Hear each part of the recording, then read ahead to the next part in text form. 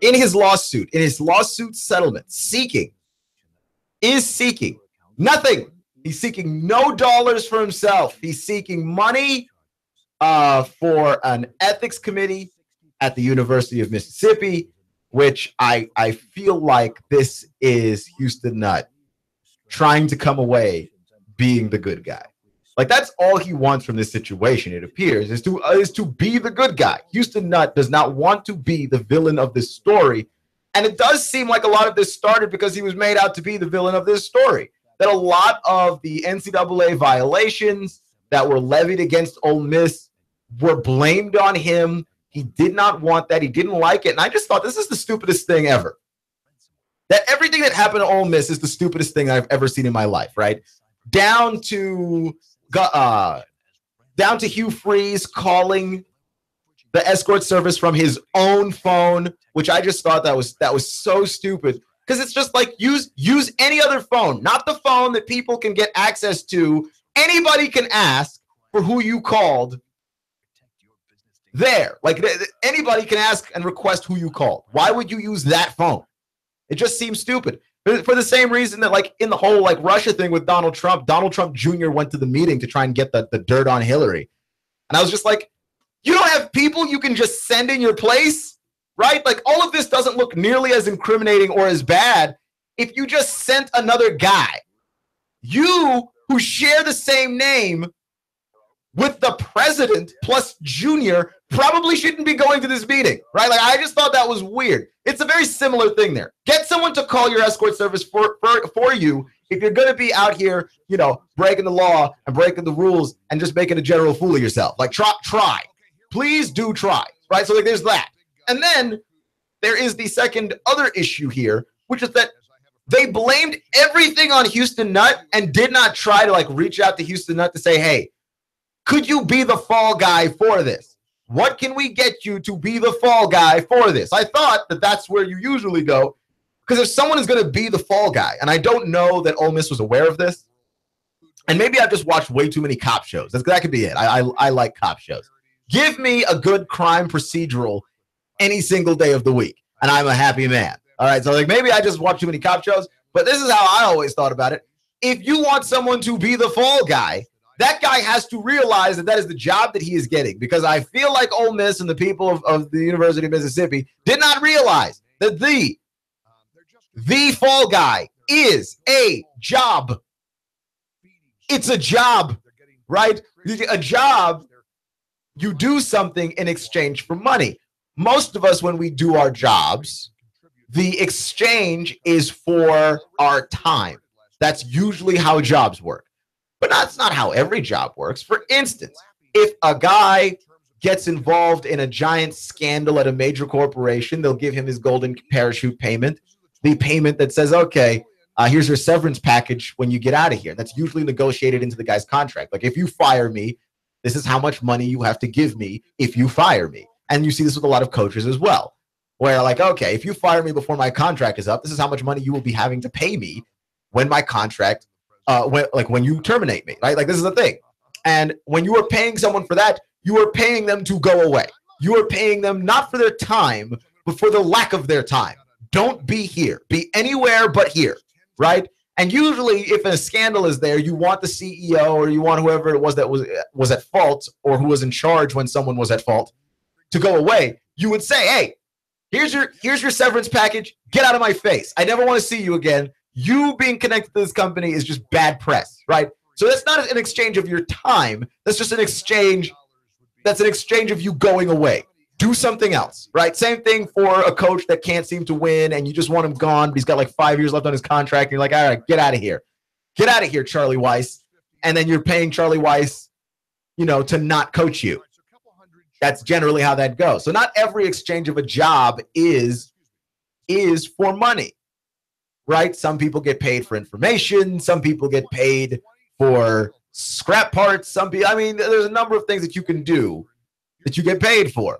Houston Nutt was being the fall guy for Ole Miss, and Ole Miss did not think it necessary to pay the guy who was being the fall guy, which means that Ole Miss was not aware that fall guy is a job, right? And if you are not being paid for a job, you can seek damages. And that is exactly what Houston Nutt did. Houston Nutt was out here to seek damages. But interestingly enough, Houston Nutt was not looking for money in these damages. Houston Nutt was looking for something else. He was looking for his reputation back, right? Because that's really what the fall guy does. You pay him money, and then he gives his reputation away. And we have to all sit here and mock this guy and go, wow, look at Houston Nutt. He's such a dirty coach. He's the guy that got Ole Miss into all of these violations. And then when you come back and look at it, like, no, Houston Nutt did not get Ole Miss into all of these violations. Ole Miss and Hugh Freeze got Ole Miss into all of those violations. And so, like, you're looking at Houston and going, man, this poor guy was just having his name run through the mud, and they didn't think it necessary to compensate him, reach out to him and just say, hey, can you do this for us? What do you want? We can put your name on a thing. I don't know. But you got to do something. The guy's doing a job for you. He's taking the heat. If you have a guy go to prison and he doesn't snitch, even gangs take care of their guys in prison and then after they get out of prison. And we're talking about criminal enterprises here. A university known for playing college football couldn't take care of the guy they established was going to be the fall guy. Someone explain that to me. So yeah, obviously, this is the dumbest thing, the dumbest scandal that I ever heard. And ending in it, of course, it ends in an equally as bizarre fashion as it began, because I'm Houston Nutt. If I'm Houston Nutt, I'm trying to get money. Okay? I am trying to parlay the stupidity of the university that terminated me and ran my name through the dirt. I am trying to parlay that into some actual funding. Houston Nutt is a better person than me. He is trying to get his reputation back. That's all he wants. I did not do all of those things that they said that I did, right? And it's working. Everything that he does works to make the university look more and more and more foolish, from releasing the lawsuit the day before they had their media day at SEC Media Days, from doing that to bringing up the phone number to this now, where he's not asking for any money. He's asking for the money for an ethics committee. Like, this is just slamming Ole Miss with wave after wave after wave of their own incompetence. And that, to me, is generally satisfying. Like, there is something to be said about that. The Houston Nutt is okay with this not being money. But let's not make it seem like Houston Nutt's not getting any satisfaction from this whatsoever. I believe he certainly is. I think he certainly is gaining some satisfaction from the fact that Hugh Freeze no longer works there. I know what he said, but I don't believe him. I do believe that he's gaining some satisfaction from the fact that the university looks very bad. I think that there's enough satisfaction there that he doesn't even want the money. Watching them burn, quite frankly, is enough. And I don't blame him. They really did that guy wrong. They really did that guy wrong. Clutch with Keon Rose on AM 1240 and 92.7 FM. Thank you for joining me today, making me just a small part of your day. You know that I appreciate each and every one of you. And yeah, I heard an interesting story from AL.com. We got an Auburn story. It's not a good Auburn story if you're an Auburn fan. I hate to break the news to you, but Jarrett Stidham looks terrible. Now, granted, this is like the first week of practices. I wouldn't read too much into this, but it is a red flag, right? And I'm a big NBA guy, as you know. I cover NBA stories probably more than anybody in this town, because I do think that there are more NBA fans in this town than people give it credit for. But whatever. I'm an NBA guy, and so I watch the Summer League. I watch guys play in the Summer League. I've been watching guys play in the Summer League since like 2010. So at this point, like I feel like I'm a Summer League vet. But with the Summer League, you can't base whether or not a guy is good on how it is that he performs in Summer League. You can't base whether or not a guy is good off of that. But here's what you can do. What you can do based off of Summer League is tell whether or not a guy is bad. Because if a guy is struggling in Summer League, there's a good chance he struggles in the NBA as well. Now, not necessarily, right? If a guy is struggling in Summer League, you can tell if he's bad, but it's not a guarantee. It's a red flag, right? It's a difference between having a bad sign and a good sign. It's a good sign that Lonzo Ball dominated Summer League, right? It means that, okay, guys of a certain level he can dominate. It doesn't mean he's going to be a great NBA player. It just means that he can handle a certain class of guys, right? It's a good sign that Jason Tatum looked good in Summer League and all of those guys that were high draft picks, Josh Jackson and whoever else you want to name. It's a red flag that Anthony Bennett didn't look good in Summer League, right? Like it is a red flag. It doesn't mean that he's going to be bad. It just means that, boy, if you can't handle guys of this level of competition, it's doubtful you're going to handle guys in the NBA. However, you still need to develop your talent. You still need to get that guy in the weight room, get him in the gym, get him watching film. And it's possible that he actually exceeds the Summer League expectations, right? Like usually that's a possibility. So I don't want to read too much into like Auburn's first practice, but Jarrett Stidham didn't look good. This is a red flag, okay? Red flag. Here is what the headline reads. Jarrett Stidham throws pick six and is sacked twice in Auburn scrimmage. Okay? And that to me is a gigantic problem, right? It is a hugely gigantic problem. And so Sean White is still in the mix here because Gus Malzahn did not name a starter. I don't think he can name a starter now, right? I would like for him to have named a starter earlier, okay? Because if this comes out and happens and you name a guy's starter, then he's got confidence that, okay, I can bounce back from this.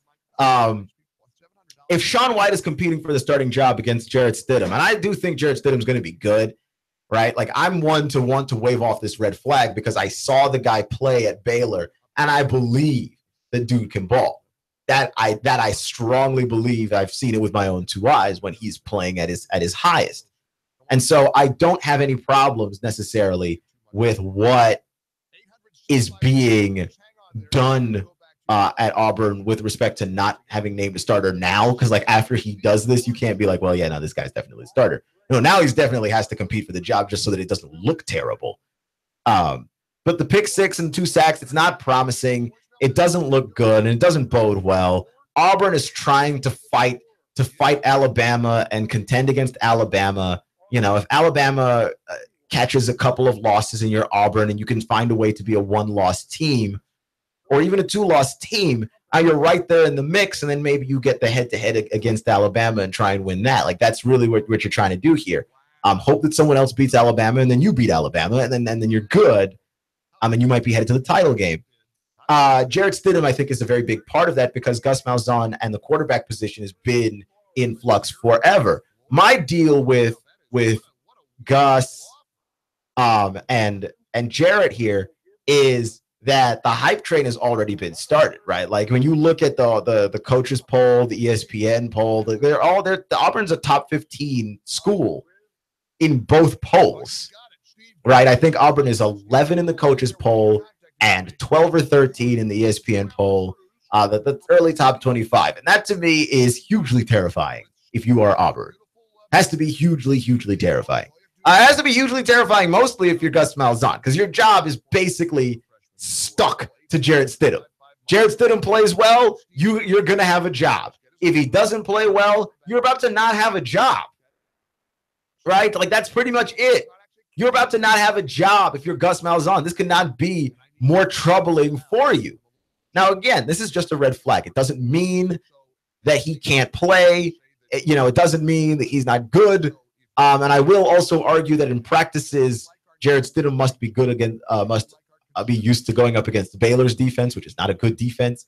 And, the games in which he dominated so well were Big 12 football games, which, again, the Big 12, not exactly known for defense. So this might be just a lesson in the speed of a defense being bigger, stronger, and faster than the one that you're used to, which is certainly a possibility.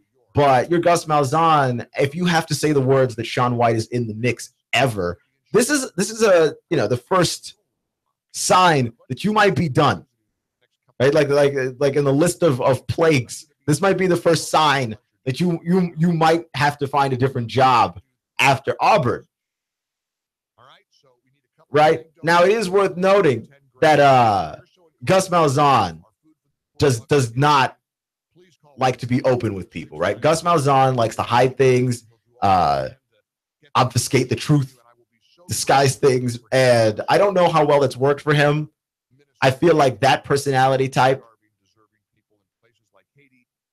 goes around one of those, like, it's one of those things where it's like, okay, that's the personality type that you go around and you end up working against yourself in a lot of ways, because when you go out and you say things, it's not necessarily working in your favor. It's not necessarily working in your favor because people are like, well, you didn't say that before. It always sounds like you're making excuses. It always sounds like you're making excuses. Well, you didn't say that before. Oh, you didn't say that before. Right? And so now I don't know how to feel about Gus Malzahn's chances at Auburn. And I also don't know now how to feel about the SEC, because I picked LSU between LSU and Auburn to be the team that challenges Alabama, but I picked them just barely.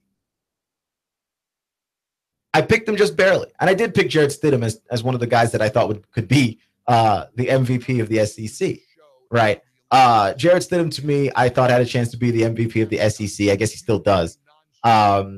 And Darius Geis is another guy that I thought had a chance to be the MVP of the SEC, sort of be that sort of Heisman candidate that we talk about. But I'm going to have to probably drop off Stidham. I have to probably drop off Stidham if this holds up. Now, the 2 interceptions, I didn't see it in the article mentioned anywhere. The 2 interceptions were a rumor that was floating around. He definitely threw 1 interception. I don't know if he threw 2. But throwing the pick 6 is certainly not a good sign. Being sacked twice. Training camps are supposed to make the quarterback look good. This is why this is a particularly large red flag, right? Like, this is why this matters. Because Summer League is not designed to make star players look good, right? Star players will just look good. If you can play, you should look like you can play, right? So I get the Summer League thing, right? Like, Summer League's not designed to make you look good. So I can understand why that's like not a red flag, why that's not as big a red flag. When a guy doesn't do well in practice, when a guy doesn't do well in training camp, that is when the flag gets to be a little bit major. Like if football, quarterbacks especially, if you don't play well in training camp and practice, this is a problem. You should dominate those, right? Like, you can dominate a training camp and a practice and still come out and be a bad quarterback. We've seen it happen in a lot of places. We've seen it happen with RG3 a lot, where he was just dominating practices and scrimmages, and then they'd come out and play and be like, he'd be lost when a defense is actually trying to kill you. So when you look bad, when a defense is not actually trying to kill you, this is ultimately and fundamentally a problem. And that's the thing where I worry with Jarrett Stidham, and I'm starting to worry a lot right now about Auburn. Now, we'll see how subsequent practices and scrimmages go. I don't know, but I will say this. You look at the Baltimore Ravens in their situation, right? Like, you can tell that the owner, at least Steve Biscotti, the owner, doesn't want any parts of Colin Kaepernick. But the reason why the Colin Kaepernick conversation had to even start up with Baltimore is because Ryan Mallett was so bad at practice. If Ryan Mallett looks like a reasonable NFL quarterback, looks like he can play the game on any level at all, then you know what? You try and do your best with Mallett and see if he can do his thing. But you can't really trust a guy that's out here throwing 5 interceptions in training camp. Training camp is supposed to make you look good. If you're the quarterback, right? Like, it's one thing if a guy is being on defense and he's a defensive back and he's being scorched in training camp. And this is why so many defensive guys get into fights in training camp with offensive guys. It's all the rules favor the offense in training camp. If you're getting lit on fire in training camp, that doesn't mean that much if you're a defensive back. It means everything if you're a quarterback. The whole point is to get you reps when the offense is functioning. The whole point is to get you confidence, to get you going into the preseason, into the regular season. If you look bad in scrimmages, how are you supposed to look in the season? The game favors you in practice as an offensive player, especially if you're a quarterback. And Jarrett Stidham is looking terrible in a situation that clearly favors him. If you're Auburn, I'm not saying to sweat bullets. I'm saying your antenna needs to be up right now. Because the words Sean White is in the mix, those are the most terrifying words that I have heard concerning that team in a very, very long time. Clutch with Keon Rose on AM 1240 and 92.7 FM. We've got some NFL news right around the corner. I might go down to my list of potential SEC MVPs. Let's do that. Clutch with Keon Rose on AM 1240 and 92.7 FM.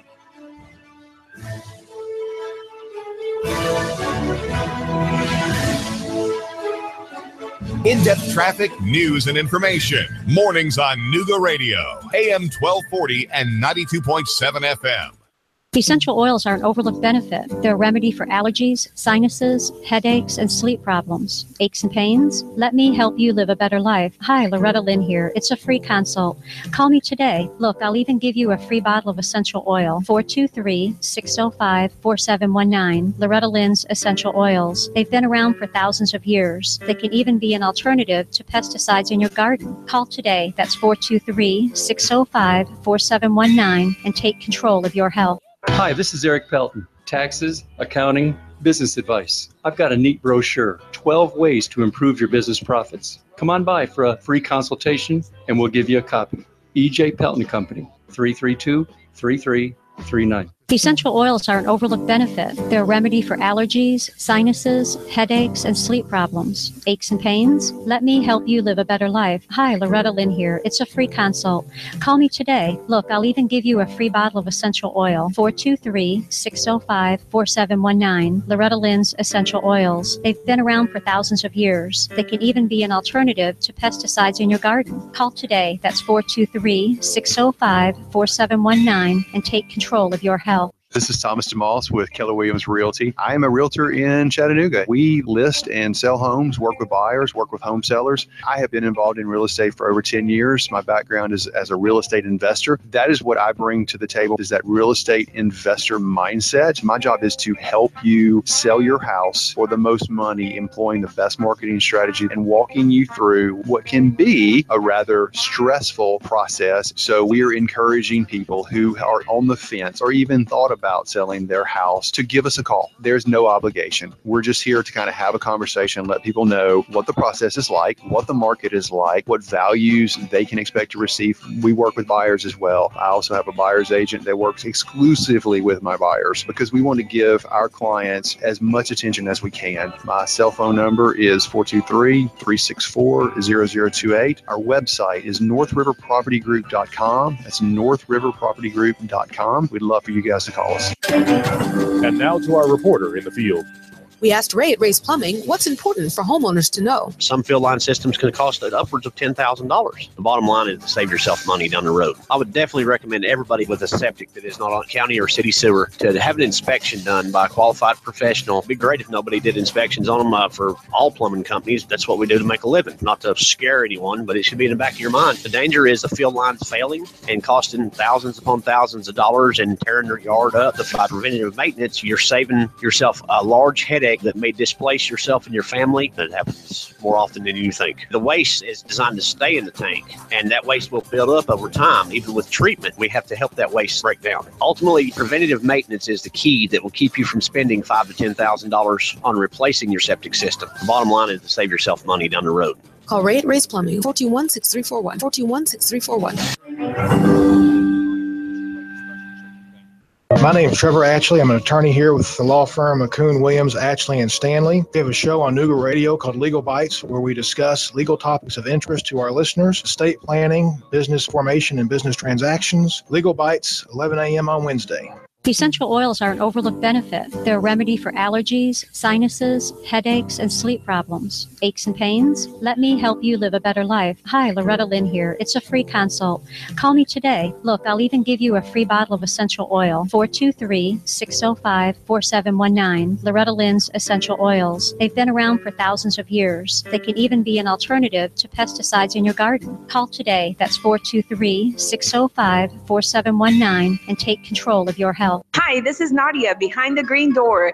You've had ice cream and you've had shaved ice, but have you had snow cream? It is amazing. It's light, airy, fruity snowflakes melting on your tongue. You need to come and see us. Highway 58, green door next to Hardee's. Does your business have enough clients? Are you confused about how to stand out in today's saturated social media market? Do you feel lost trying to navigate the maze of marketing channels which are necessary in today's marketplace? Are you fed up with spending your time and money on employees who don't perform and marketing strategies that don't produce? Then you need Cindy's Choice. Cindy will solve your marketing problems with her innovative shared marketing management concept that will allow your business to have the benefits of a full-time employee that is actually out building relationships in the community on behalf of your brand. Cindy's low monthly rate includes advertising, employee management, public relations, and creative marketing strategies that produce. Cindy can bring this all to you at a rate lower than most advertising campaigns and for much less than the cost of hiring a marketing employee. Cindy's Choice is your trusted source, and Cindy will manage it all for you. Hi, I'm Cindy. I focus on the prospects so you can focus on the projects. Call me at 423-661-4445. That's 423-661-4445. So you can become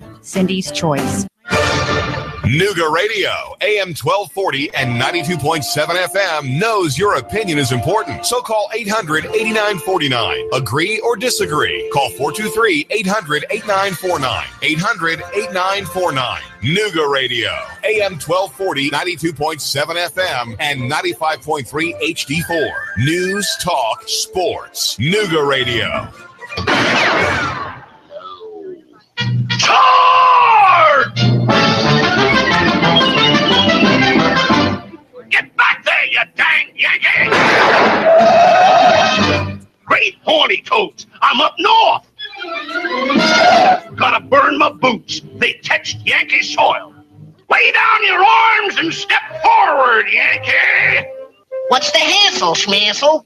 My orders from General Lee is to hold the Macy-Dixie line, and no Yankees are crossing it. The Tennessee Valley's news, talk, and sports leader. Nooga Radio, AM 1240 and 92.7 FM.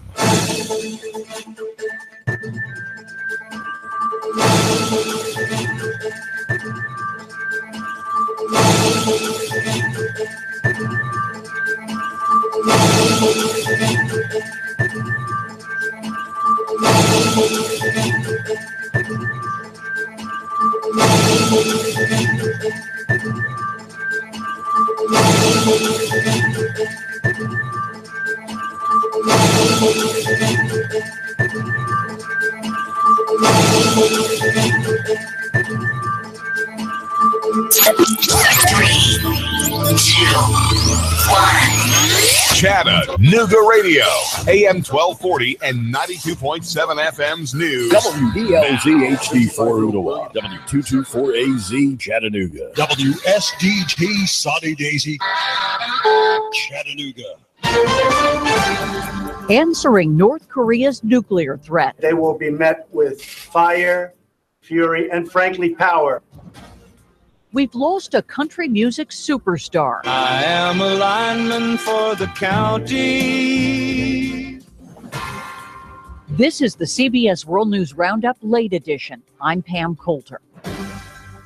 With new advances in technology, North Korea now says it's examining a plan to strike the U.S. territory of Guam with missiles. CBS's Weijia Jiang. As tensions with North Korea continue to rise, a warning from President Trump. North Korea best not make any more threats to the United States. They will be met with fire and fury. The president spoke shortly after CBS News confirmed that a new intelligence assessment has concluded that North Korea can now build a nuclear warhead small enough to fit on top of a missile.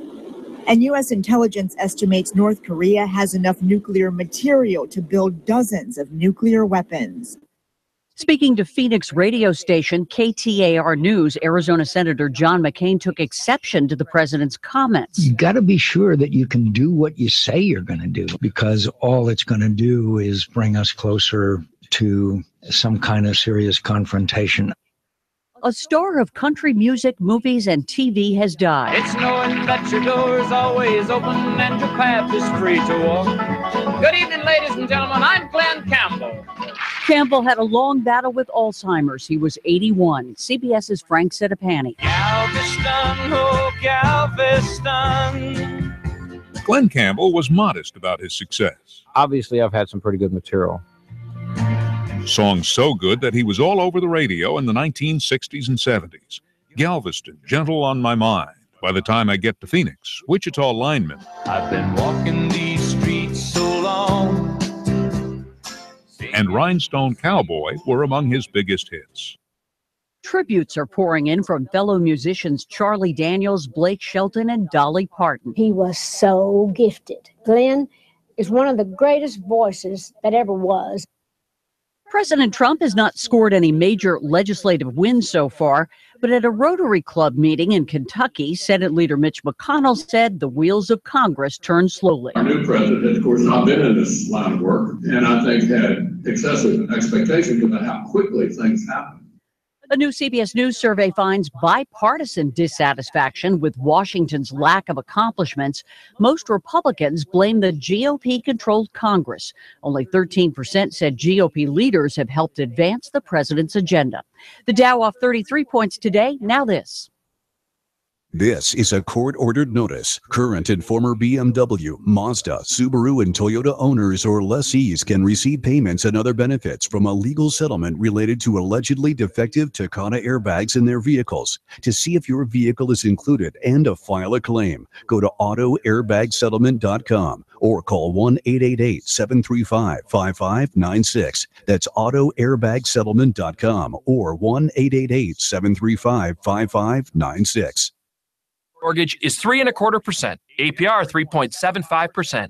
For 7 years in a row now, J.D. Power has ranked Quicken Loans highest in the nation for customer satisfaction for primary mortgage origination. And for the third year in a row, they've also ranked us highest in the nation for mortgage servicing. Call us today at 800-QUICKEN or go to QuickenLoans.com. That's 800-QUICKEN. For J.D. Power award information, visit jdpower.com. Call for cost information and conditions. Equal housing lender. Licensed in all 50 states. NMLSConsumerAccess.org, number 3030.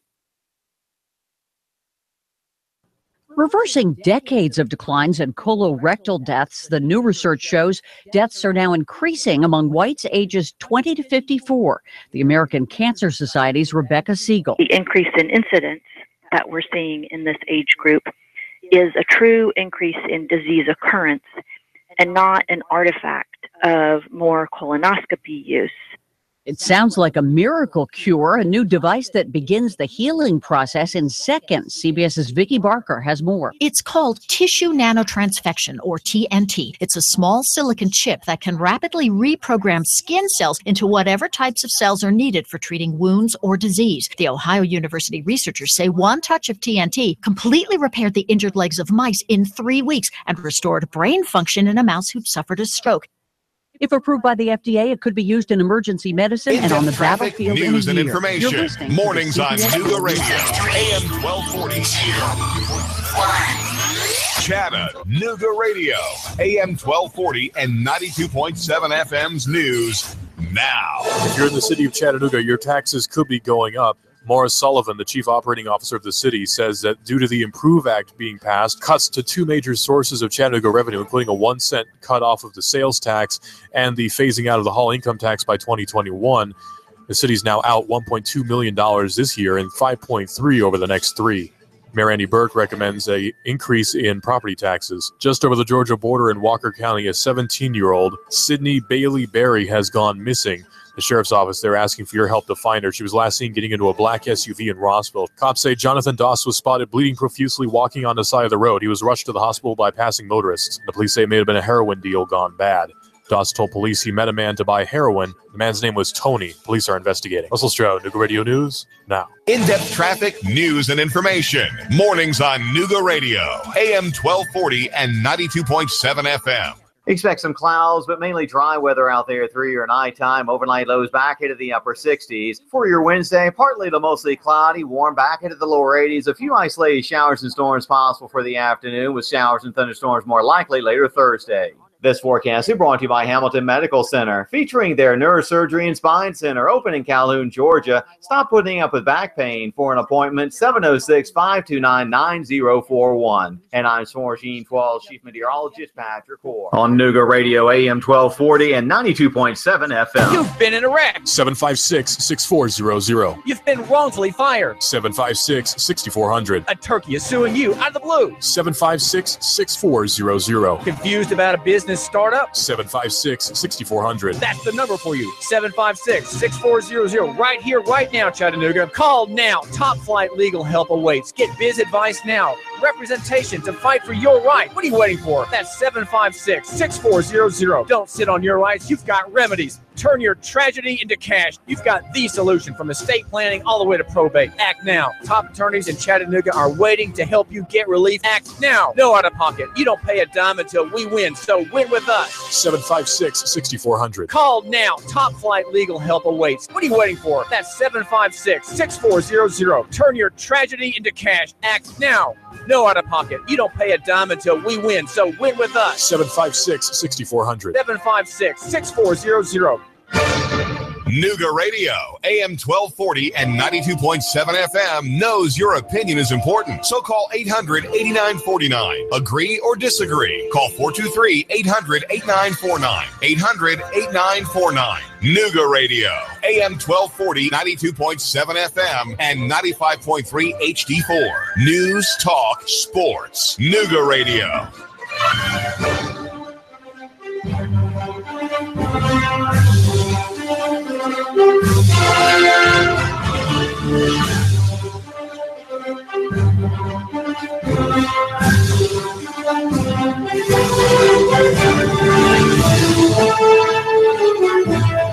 You're listening to AM 1240 and 92.7 FM. Clutch with Keon Rose is the show. Nooga Radio is the station. NoogaRadio.com is our website where you can get access to all of our social media, our Facebook, our Twitter, our YouTube. We are the best for all of that information here in the greater Chattanooga Valley area. And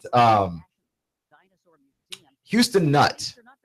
Houston Nutt. This is the last ride of Houston Nutt, which not as impressive as the last ride of Paul Revere, obviously. But Houston Nutt is out here trying to get his reputation back, right? Like in his settlement, he has asked for no money. He asked for a Mississippi College Ethics Board. That's where he'd like the money to go to, which to me, like, I don't think that Houston Nutt honestly cares that much about the ethics of Mississippi college football. He really doesn't. This whole thing is designed to make himself look like a guy that isn't a bad person, essentially. He got his name run through the mud. The only thing he ever wanted from Ole Miss was for them to stop saying that he is the reason why the NCAA showed up and started cracking the whip on them. When a lot of the violations that the NCAA showed up with were, in fact, Hugh Freeze violations, were, in fact, levied against Ole Miss after they fired him, right? Which isn't to say that Houston Nutt is entirely absolved of guilt, but he didn't want any of the stuff that wasn't his to be his, right? Like he wanted the baggage that wasn't his baggage to be in the possession of the people who should probably be owning it. And I don't think that's unfair. I don't think that's unfair. And I think that Houston Nutt certainly in a position where he is able to get what he wants out of this and get his reputation back in line, right? Like that's all he wants. When you think of Houston Nutt, you're not going to think of NCAA violations. You're going to think about all of this other stuff. And you are going to think about Hugh Freeze, who got himself fired because he called an escort service from his government phone. From his government phone. I mean, that has to be possibly the biggest error of judgment in the history of scandals. I could be wrong about that, but it has to be one of them at least. Like, you make a top 10 of just really bad decisions in a scandal, that's got to be easily up there. Easily. So I'd like to talk about Arkansas for a little bit. And the reason why I want to is because Arkansas, to me, is the single most frustrating team that there is. Arkansas is a very good football team. And that is how you would have described Arkansas last year. And that's how you would have described Arkansas the year before. They are a good football team. What does Arkansas do very well? Well, they run the ball very well. They are pretty solid on defense, but they're not great, right? As of late, they've become more of a passing team, I think, with the emergence of Austin Allen, who is the truth. But I don't necessarily believe that Arkansas can be a great football team, which is weird, is it not? That Brett Bielema at Arkansas, he's established a brand, right? Like Brett Bielema has become an actual Arkansas fixture, and he should be an SEC fixture. He's a guy, he's always good for a quote, always good for an interview, and he's brought a level of stability to that organization and to that school that they tend to not generally have, right? They had their whole thing with Houston Nutt, and then John L. Smith, who was just crazy, right? Like the idea, the sound of John L. Smith. We'll see if we have that sound. But the sound of John L. Smith telling the media that they should smile or he's not going to ask any questions. See if we got that sound for you. But yeah, no, I just think that it's one of those things that's really, it's absolutely insane. It's really insane. And yet we're supposed to just believe that it's fine. This is a school that they're capable of bringing in talent. They went 7-5, they went 8-4, they went 7-5. And at some point, you have to think that they need to step it up. That they need to win some games. Like, what are you paying Brett Bielema for, if not to compete in the SEC West? They're not competing. They are forever solid. They are forever okay. And that's like the worst thing that as a fan that can be out there is, well, you're just solid. You're all right. Fans don't want to be solid, right? Being solid is okay sometimes, but nobody wants to be solid, right? That, and I don't have to worry about these problems anymore. I have a girlfriend, but like once upon a time, you date various women and like you're trying to be more than just friends, right? Like friends, if you find yourself being the really good friend of a woman, like you realize at some point, or must realize at some point, it ain't going further than that, right? You've reached the end of the road there. You are now what people would refer to as being in the friend zone. That's where Brett Bielema and Arkansas are. They're in the friend zone. They're in the friend zone constantly. This is not going any further for them. They're not reaching any new heights. They're going to be 7-5, 8-4. It feels like forever.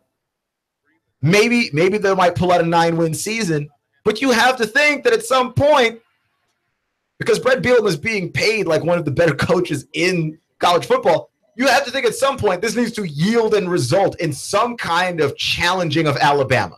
Because I think if you challenged Alabama every year, I don't think that people worry about you. It's hard to beat Alabama. It's hard to beat Saban. Getting more wins than them in a season. Like last year was a down year for them. They had just one loss. It's hard. It's hard to beat that team, and it's hard to be better than them in that division. I understand.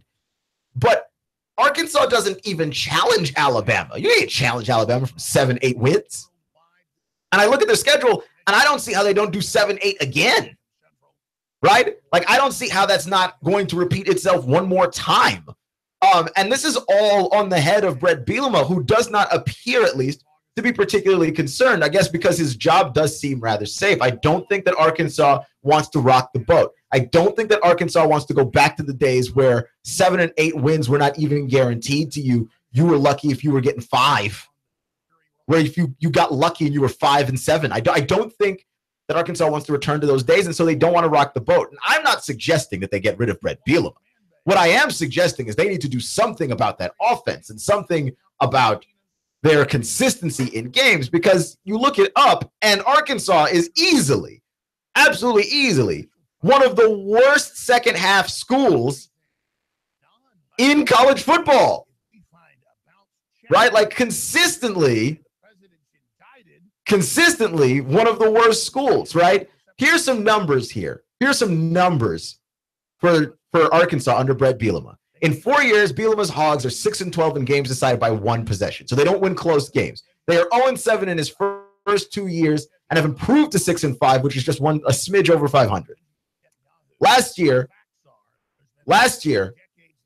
they ranked 74th in rushing, and that was bolstered by explosive plays. So like when When they had to be consistent, they couldn't do it. They're dreadful at staying ahead of the chains on the ground. They were 102nd in rushing success rate, 109th in stuff rate, and 128th in power success rate out of 128 teams. Like, their running game is explosive. In the last couple of years, it's been bad, though.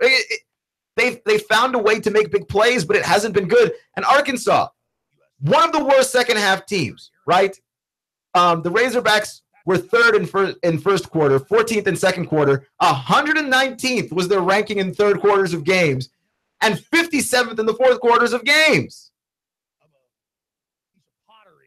It's a giant problem. They outscored opponents by 87 in the first halves of games.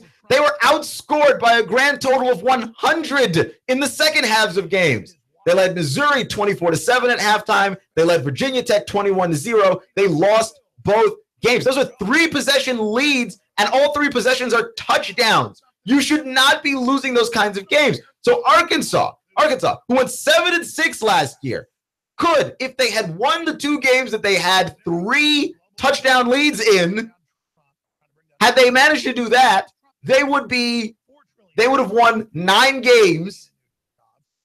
And then probably, if you're playing that well, you could probably win the bowl game. Could have ended on a 10-win note. On a 10-win note. Right? You probably wind up in a more favorable matchup in a bowl game if you win 9 games. And we're looking at Brett Bielema and Arkansas differently, but they're so bad in the second halves of football games. They're like the anti-Tennessee from last year. Tennessee last year couldn't play in the first half to save their lives. They would be down 21-0, be down, 17-0, and have to come back. This is reverse. You have the lead if you're Arkansas.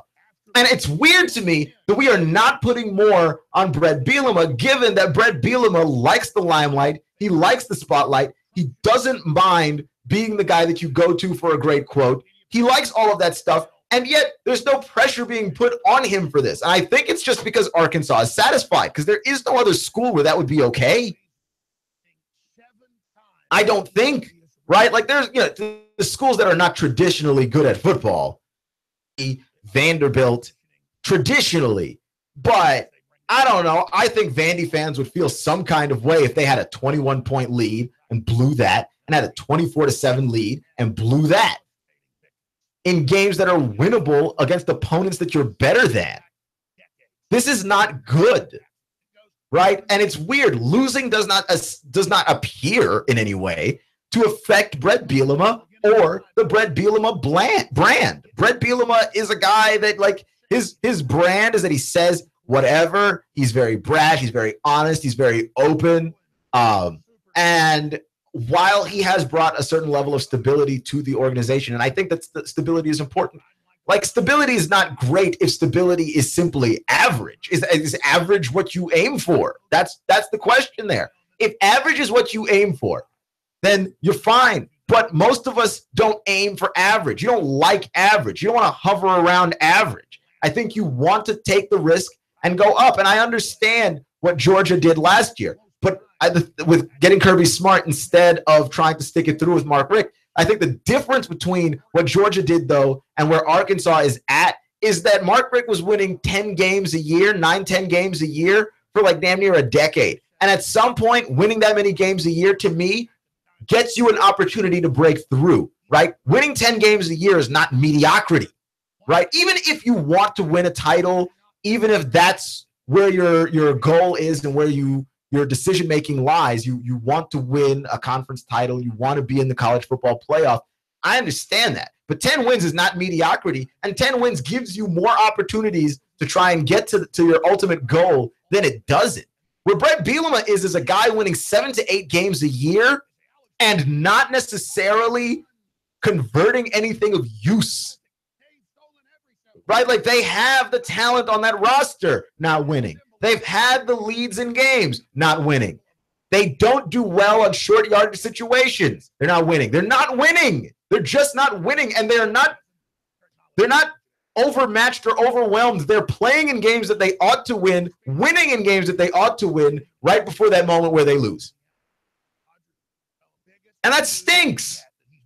That stinks. If you're an Arkansas fan, you're looking at this, and I'm like, look, Brett Bielema ought to have his name in the hot seat box, and it's not. It's like his name is not at all in the ring, right? When people talk about guys who might be on the hot seat, we talk about Kevin Sumlin, who is on the hot seat. We talk about Butch Jones, who may be on the hot seat, but I don't think that the expectation is high enough from the fan base this year where people are going to run him out of town or anything.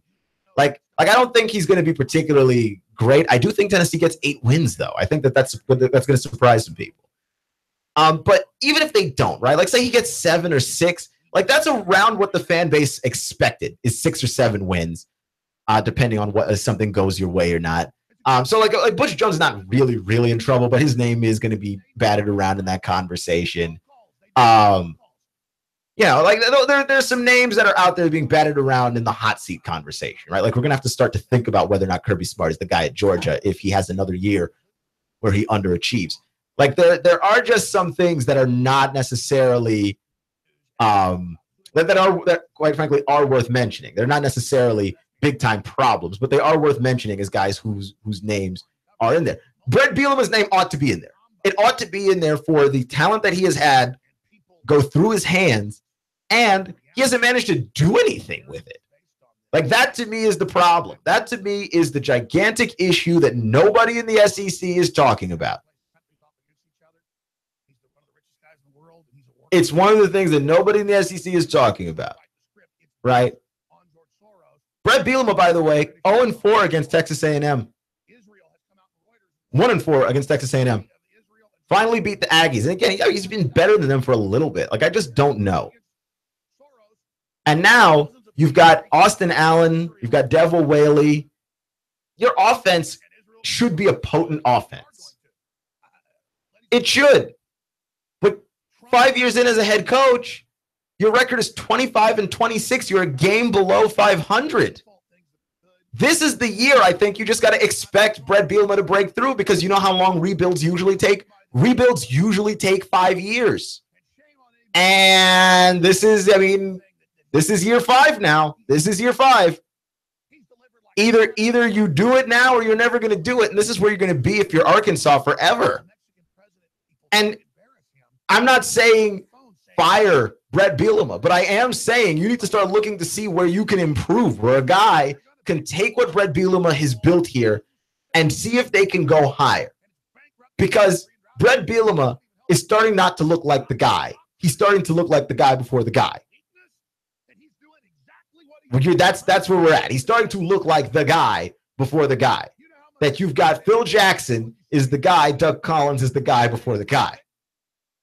The certain coaches show up, and yeah, things suddenly turn around for that team because there's a guy that knows how to put it together. I don't think Brett Bielema is that guy. I think Brett Bielema has been good for Arkansas. I think he's been good for their stability. He's been good for them not necessarily looking like a garbage team the last 5 years. But I think that Arkansas needs to start looking at taking that next step and maybe winning 9-10 games a year and challenging Alabama. Because when I look at Mississippi State, like a guy that should never be fired, we should never have the conversation about this dude being fired until he slips up, is Dan Mullen. Dan Mullen is a guy that is somehow going out there and winning 9 to 10 games a year with mostly 2 to 3 star recruits, and he's finding a way to get it done. If you win 9-10 games a year, you are going to have more chances to be in the mix than someone who is simply winning 7 or 8.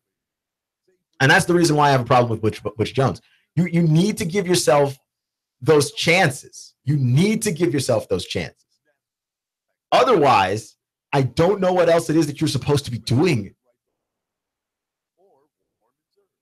I don't know what else it is you're supposed to be doing. I think at some point, like, we need to look at certain guys and go, is the situation masking it? Right? Like I was mentioning earlier with Nick Saban and not communicating, I think, properly with Blake Barnett and Cooper Bateman as to who was going to be playing last season. And both of those guys ended up transferring out, and Nick Saban made both of them look bad. Like, oh, yeah, no, these guys just don't want to compete. They're not tough enough. They need to they need to put their heads down. Like, don't make the guys look bad because you didn't communicate properly that they were not going to be playing. Because I refuse to believe that Blake Barnett and Cooper Bateman just showed up and started lying. Right? Like, maybe they're a little bit delusional and all of that. all athletes are to a certain degree, but I don't believe that either of those guys started lying. And I do think that that is a dysfunctional part of Nick Saban's personality and the way that Nick Saban's going to run his ship. The issue there is that Nick Saban has been tied to winning, and Nick Saban wins so often, we are willing to excuse things that would in other situations be dysfunctional. That is dysfunction. That is the definition of dysfunction. If you tell a guy he's going to be starting in a football game, he plays exactly 2 series, another guy takes over. And yeah, Jalen Hurts did eventually play better than Blake Barnett in that game. And I'm not even saying that that was the wrong decision, because I think it was the right decision to go with Jalen Hurts. But then if Blake Barnett's not going to be the guy, you need to communicate properly to him that he's not the guy right now. We're going to go with Jalen Hurts. We think he's going to be better in this game than you. But what ended up happening was Blake Barnett stood there expecting that at some point he was going to go back into the game, maybe after Jalen Hurts had that fumble early on, and series after series went by before it dawned on him, nope, they're not putting me back, and nobody told me that I'm not going back in this game. And that to me is very unprofessional, and we're just going to give Nick Saban the benefit of the doubt. Nick Saban, who is frequently a jerk, usually, right? Like Nick Saban's frequently a jerk to the media, and while Lane Kiffin may have deserved it, Nick Saban was a jerk to him last year too. Nick Saban does not get the benefit of not being a jerk. Not him. But we allow the winning to mask the dysfunction. And the same thing is happening at Arkansas, where Brett Bielema has been stable. He has been solid. He doesn't necessarily wow you. They're not winning a lot of games that they ought to be winning, but they're around 500 in his time there as a head coach. And you know what? There are some people at Arkansas that will accept 500. They don't have the same lofty expectations that maybe Tennessee boosters have and Georgia boosters have with regards to we ought to be going out there competing for a title every single year. And so that there's a level of safety for Brett Bielema and his job at Arkansas. But like, man, have they settled for average in the worst way. Dude's record there is 25-26. That ain't good. 25-26. He's 1 game below 500. And as long as they're willing to settle for it, they're going to pay him for it. I just think they should expect better. Dream a little bit bigger. Clutch with Keon Rose on AM 1240 and 92.7 FM.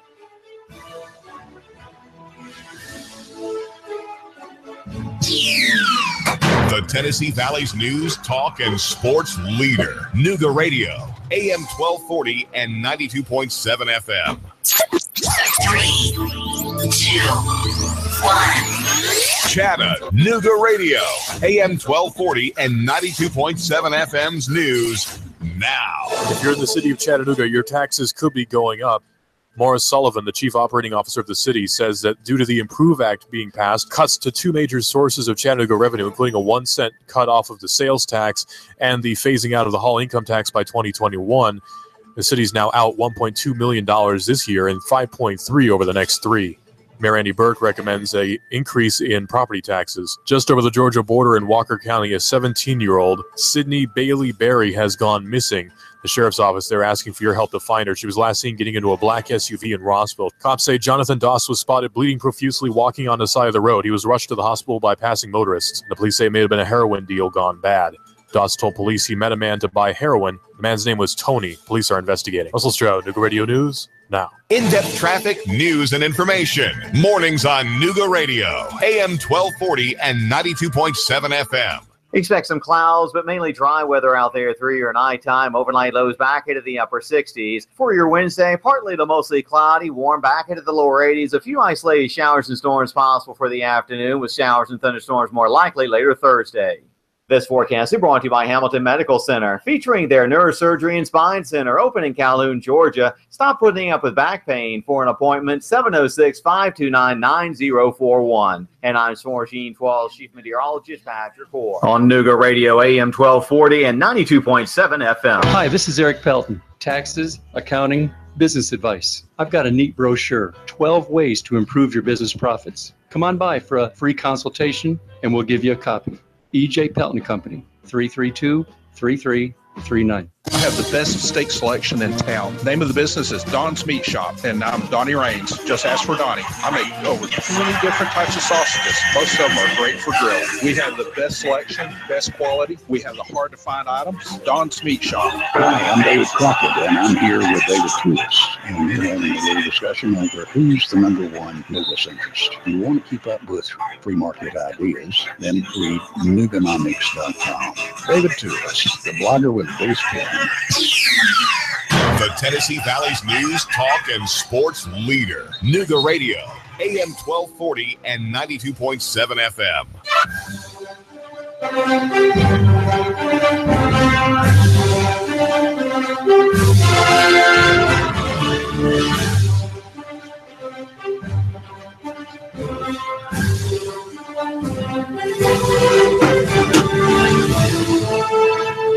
I do give Jay Cutler a lot of grief. I openly acknowledge that I give Jay Cutler a lot of grief because he is one of those guys that, quite frankly, is annoying. His face is annoying. Everything about Jay Cutler is annoying, inherently. And it's not his fault, right? Like, he just has one of those faces. And far be it from me to mock Jay Cutler for having one of those faces. I have one of those faces, where people want to know if I'm okay when I'm perfectly fine, where people want to know if I'm sad when I'm actually happy, if people want to know if I'm engaged in something or if I care about something, because I just have that far away look in my eyes. And so, yeah, far be it from me to come down on a guy from just having one of those faces, right? Because, like, I would argue up to 60 to 65% of Jay Cutler's problem is his face. Is that his face gives so little in the way of caring or giving a rip about anything that, yeah, I don't think that Jay Cutler's problem is his attitude or his persona or his leadership ability, because there's plenty of guys who are leaders and who have been leaders who have been aloof. You know, I mean, guys that just kind of, I can lead the locker room, but I don't really want to have anything to do with the rest of you guys. You know what I mean? They come off a little bit as aloof. Aaron Rodgers is another guy, but Aaron Rodgers has a more expressive face. So we don't really come down on Rodgers in that way. And then Rodgers also is just a better football player. Like, I'm not saying that I'm comparing the two. I'm just saying, like, in terms of, that we don't question Aaron Rodgers' leadership abilities because he wins games, and so we allow the results to say stuff for us. And Aaron Rodgers has one of those personalities. He's just a little bit aloof. He doesn't want to necessarily be with his teammates and all that stuff. He's not a big rah-rah guy. Joe Flacco's another one of those guys where I think when Joe Flacco's bad, it looks worse because it doesn't appear that he cares as much, right? Like, for instance, it's easy to lose on a team if your quarterback is Jameis Winston. It's easy to lose on a team when your teammate is Jameis Winston. It's not that easy to lose on a team when your teammate's Kobe, right? When your teammate's Kobe, it appears as though Kobe does not care about you. And then he's ripping into you. But then after the game, he's not hanging out with you. He's not talking to you. He cares more about basketball than you. And it's very obvious. Jameis Winston gives his teammates high fives. He's hitting guys on the helmet. You know what I mean? He's right there with you. Even a guy like Marcus Mariota. Mariota is quiet, but Mariota's not aloof. I've watched some of the games where Marcus Mariota's mic'd up. He doesn't say a whole lot.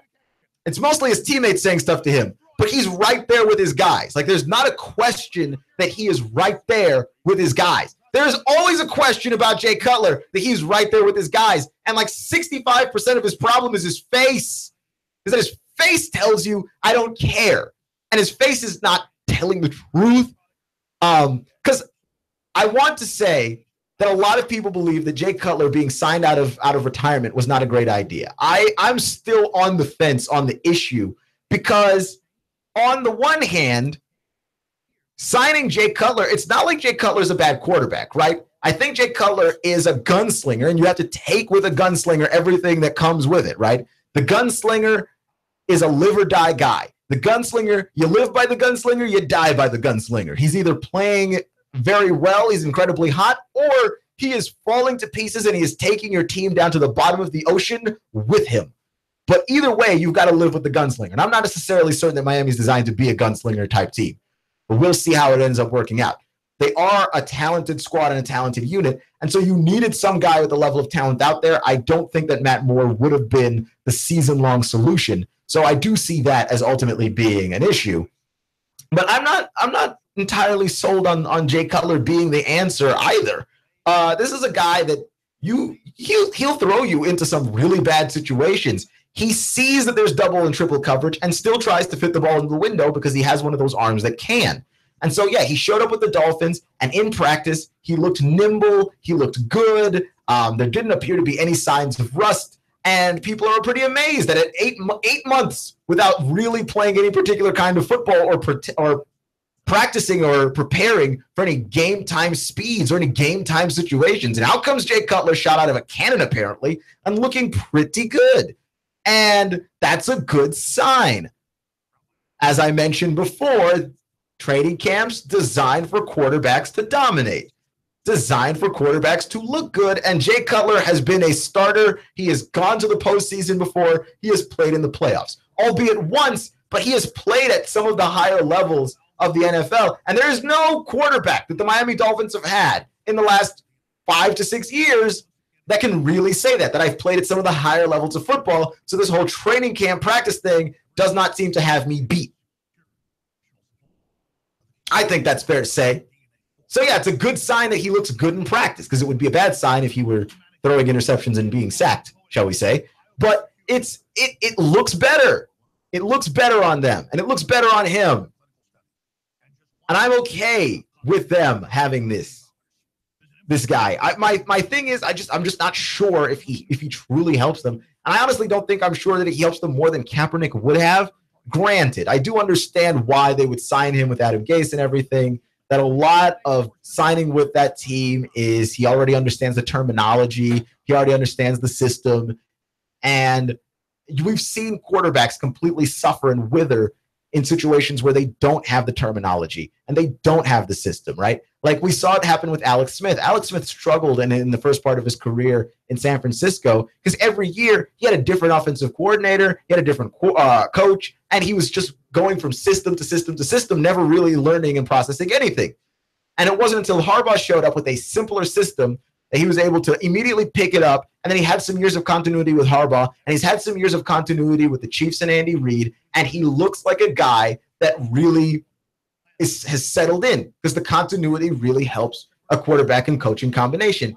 And so, yeah, it makes sense that Adam Gase would immediately turn and start to look for Jay Cutler. I don't have any particular problems with that.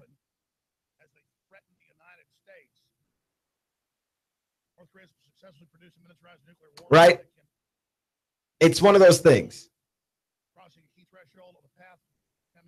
Clutch with Keon Rose on AM 1240 and 92.7 FM.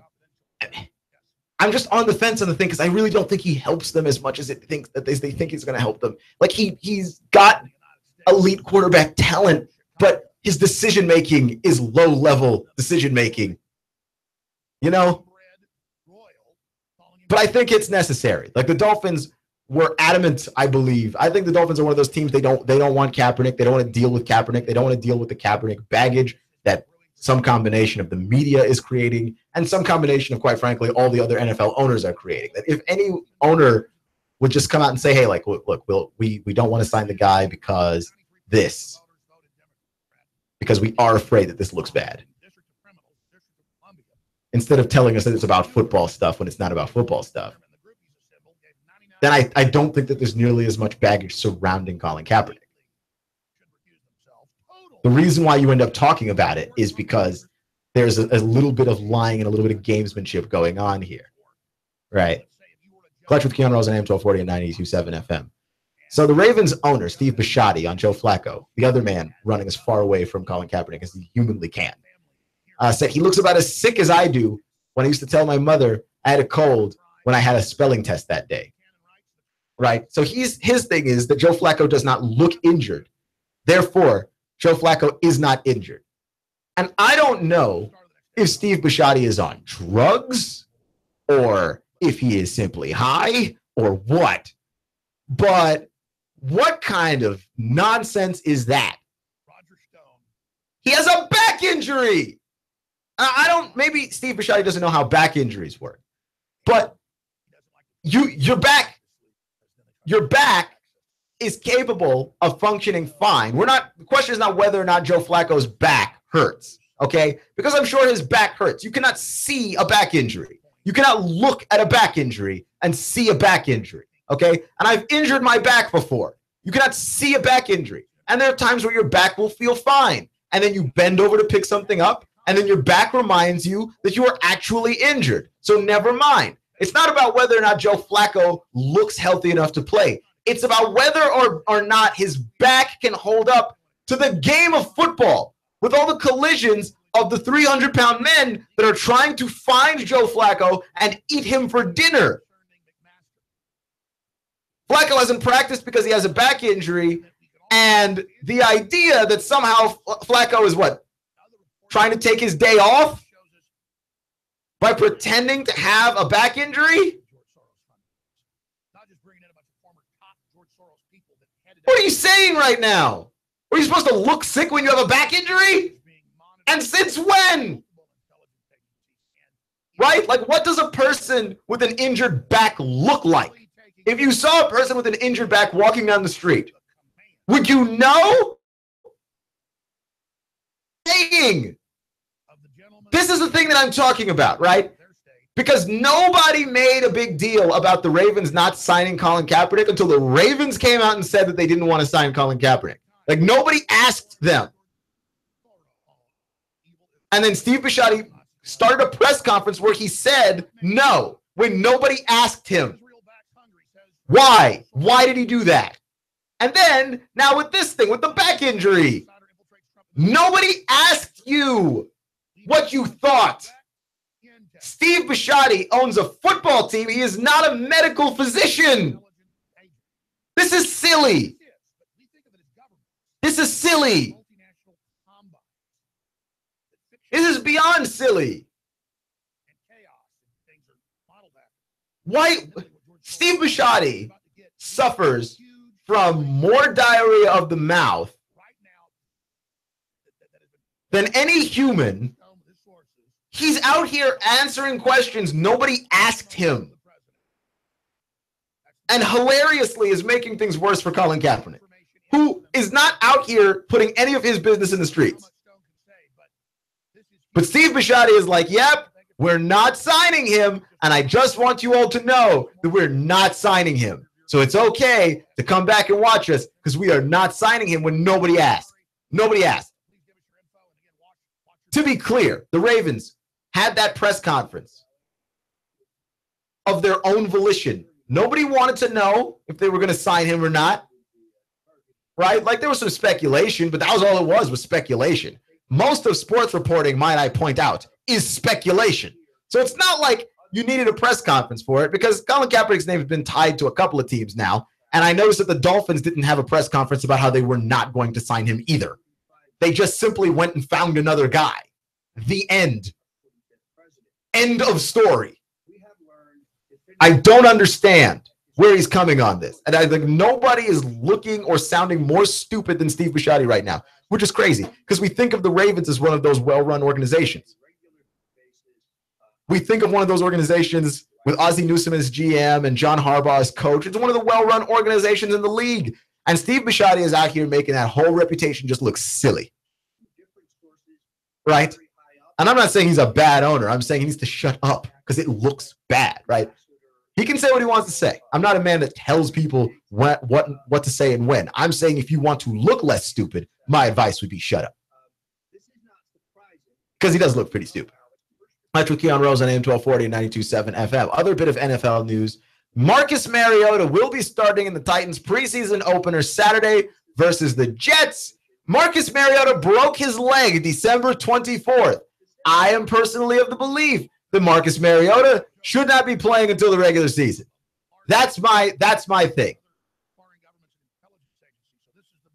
Marcus Mariota should not be playing until the regular season. Now, it could just be that I am a Redskins fan and I have horrible flashbacks of Robert Griffin III getting destroyed in a preseason football game when he had no business being out on the field. But again, that's just me. Marcus Mariota is the future of this franchise. And unlike the Redskins, the Titans do not have a Kirk Cousins in waiting. This is the guy. This is their guy. I would bubble wrap Marcus Mariota myself if I could get my hands on the guy. Just bubble wrap him and leave him in the bubble wrap until opening day. Do not open until season opener. That's what I would do with Marcus Mariota. I wouldn't put him out in a preseason game. Why? Marcus Mariota's been in the league a couple of years. He already knows how to play football. He already doesn't have anything to prove, right? And I understand you want to get him live game time reps, but as I say, the longer you put between an injury and the next time you have to play football, the absolute better for you. I have seen too many times guys returning from injuries before they absolutely have to, and it has never worked out, and it has never looked good. And my latest example is last year, Georgia, Nick Chubb came back from a knee injury earlier than he needed to come back from that knee injury. And he looked amazing against North Carolina, and that did not look amazing for the rest of the season. Don't want it. Don't want it. Put as much distance between Marcus Mariota and Marcus Mariota breaking his leg before you throw him out onto a football field again. Dude knows how to play football. He'll be fine. Right now, granted, breaking your leg again in the same spot that you broke it the first time is virtually impossible. The bone heals back stronger, etc., etc. I get it. I'm just saying precautions are a thing, and you should try and take them as often as possible. That's all I'm saying. Right? Like if I do something that injured me and I have to go do it again, I put as much distance between me and the thing that I have to do and the injury as humanly possible. As humanly possible. I think that that's smart. Left with Keon Rose at AM 1240 and 92.7 FM. We're just going through some NFL news. The Atlanta Falcons have the 6th best odds in the NFL to win the Super Bowl, but if history is any indication, they won't get back to the Super Bowl. I don't necessarily like to believe in curses and things like that. I don't think this is a curse. I just think it's very hard to get back to Super Bowls. That's all. I think it's very difficult to make it back. I don't think they're going to have a bad season, but here's what ends up happening, and I think that people don't ever account for this stuff, which is when you make it to the Super Bowl, you usually make it to the Super Bowl because you were so good that you won your division. Very rarely, at least, is it the wild card team that's going to the Super Bowl and we expect those guys to be back. If you won your division to get to the Super Bowl, then your schedule is usually harder the following years. You're playing all the number 1 teams in their divisions from the previous year before. And then everybody in your division that knows you way too well. So it's going to be difficult to already play at the same level the following season that you did before. Then guys get paid and leave, so that takes a part of it as well. And then just generally the road through the playoffs again winds up being very difficult, and not everybody has the talent depth that the Patriots do to just keep rolling and moving back upwards to Super Bowldom. So yeah, I do think that the Falcons are going to have more of a struggle this year than they did the year before. That does not suggest that there's any particular kind of curse to this, just that, yeah, it's hard to go back to the Super Bowl, okay? The NFL is a tough sport, a tough game. They call it a game of inches for a reason, right? That the Dolphins last year were 6-10, and they won when by a score of less than 5, right? Like a lot of those games came down to one possession. The next year they were 10-6, which was last year, and they also won, and most of those games came down to 2 points, okay? You have to get pretty lucky in the NFL to win a lot of games as well. And so, yeah, no, I don't think the Falcons are going to get back as easily. I do think that the 6th ranked team in terms of Super Bowl odds, I think that's actually pretty fair. It's higher than I actually thought it would be. I think people would have put them lower. I would have thought people would have put them lower just simply based on how strongly people believe in that curse and everything. But no, I think 6th is fine. 6th makes sense. You know.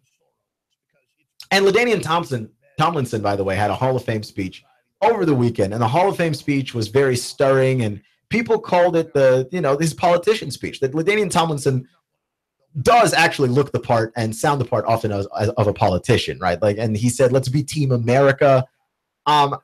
And while I think it was a great Super Bowl speech, would I want LaDainian Tomlinson the politician? Of course not, because he said a lot of words, a lot of very hopeful, happy-sounding words, and that's what politics. I feel like that's what got us in trouble with politics in the first place, right? Like we allowed Obama to be our president on the promise of change, and yes, we can. And now Donald Trump is our president on the promise of draining the swamp and make America great again. But what do any of those things actually mean? Right? Those are just 4 empty slogans that don't mean anything. Change. Okay. Yes, we can. Okay. Make America great again, which is what era exactly was that? Okay. Drain the swamp. The swamp's still there. Like, those are empty things that get said. And I'm not saying, and it sounds bad now because LaDainian Tomlinson based his speech off of actual real life people in his life. And I'm sure that he felt very passionately about the speech. And I was moved by the speech. And I don't want to sound like I'm some kind of cynical, callous guy.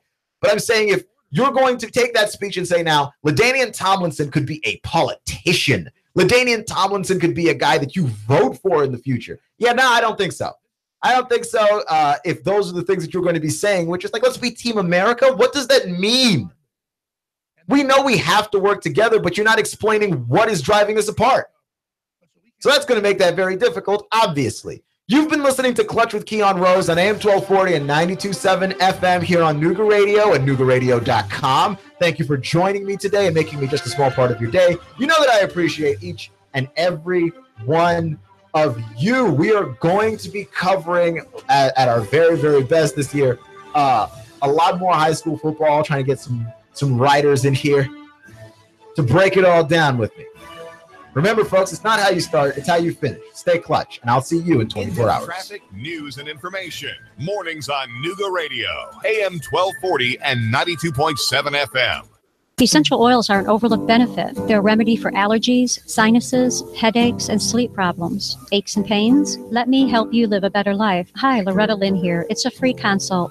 Call me today. Look, I'll even give you a free bottle of essential oil. 423-605-4719. Loretta Lynn's Essential Oils. They've been around for thousands of years. They can even be an alternative to pesticides in your garden. Call today. That's 423-605-4719 and take control of your health.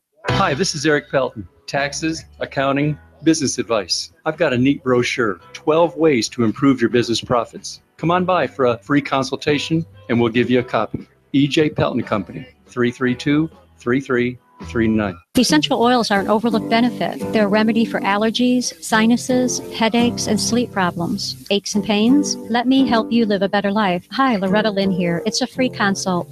Call me today. Look, I'll even give you a free bottle of essential oil. 423-605-4719. Loretta Lynn's Essential Oils. They've been around for thousands of years. They can even be an alternative to pesticides in your garden. Call today. That's 423-605-4719 and take control of your health. This is Thomas DeMoss with Keller Williams Realty. I am a realtor in Chattanooga. We list and sell homes, work with buyers, work with home sellers. I have been involved in real estate for over 10 years. My background is as a real estate investor. That is what I bring to the table, is that real estate investor mindset. My job is to help you sell your house for the most money, employing the best marketing strategy and walking you through what can be a rather stressful process. So we are encouraging people who are on the fence or even thought about selling their house to give us a call. There's no obligation. We're just here to kind of have a conversation, let people know what the process is like, what the market is like, what values they can expect to receive. We work with buyers as well. I also have a buyer's agent that works exclusively with my buyers because we want to give our clients as much attention as we can. My cell phone number is 423-364-0028. Our website is northriverpropertygroup.com. That's northriverpropertygroup.com. We'd love for you guys to call us. And now to our reporter in the field.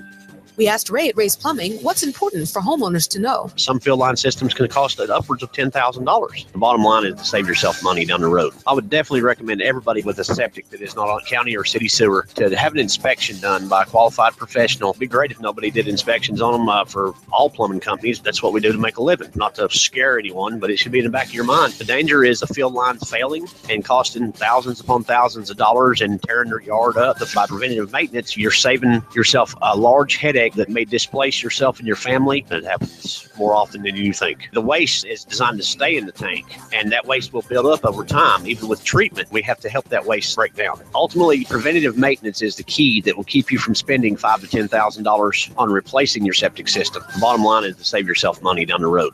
Call Ray at Ray's Plumbing, 421-6341, 421-6341. My name is Trevor Atchley. I'm an attorney here with the law firm McCoon, Williams, Atchley, and Stanley. We have a show on Nooga Radio called Legal Bites, where we discuss legal topics of interest to our listeners: estate planning, business formation, and business transactions. Legal Bites, 11 a.m. on Wednesday. Essential oils are an overlooked benefit. They're a remedy for allergies, sinuses, headaches, and sleep problems. Aches and pains? Let me help you live a better life. Hi, Loretta Lynn here. It's a free consult. Call me today. Look, I'll even give you a free bottle of essential oil. 423-605-4719. Loretta Lynn's Essential Oils. They've been around for thousands of years. They can even be an alternative to pesticides in your garden. Call today. That's 423-605-4719 and take control of your health. Hi, this is Nadia behind the green door. You've had ice cream and you've had shaved ice, but have you had snow cream? It is amazing. It's light, airy, fruity snowflakes melting on your tongue. You need to come and see us. Highway 58, green door next to Hardee's. Does your business have enough clients? Are you confused about how to stand out in today's saturated social media market? Do you feel lost trying to navigate the maze of marketing channels which are necessary in today's marketplace? Are you fed up with spending your time and money on employees who don't perform and marketing strategies that don't produce? Then you need Cindy's Choice. Cindy will solve your marketing problems with her innovative shared marketing management concept that will allow your business